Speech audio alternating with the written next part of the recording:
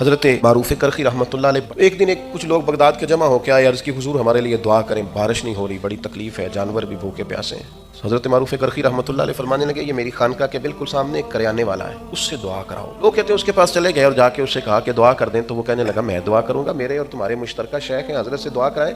کہا حضرت نے فرمایا ہے کہ آپ سے دعا کرانی ہے۔ اس نے کہا شیخ نے کہا ہے، انہوں نے کہا تو پھر کر دیتے ہیں، کسی وجہ سے کہا ہوگا نا۔ سیدھے سادے دو جملے کہا، اے اللہ تیرے بندے آئے ہیں، تیرے بندے نے بھیجے ہیں، کہتے ہیں تو دعا کر دے، میں تیری بارگاہ میں عرض گزار ہوں، اپنے بندوں کی قحط سالی ختم فرما۔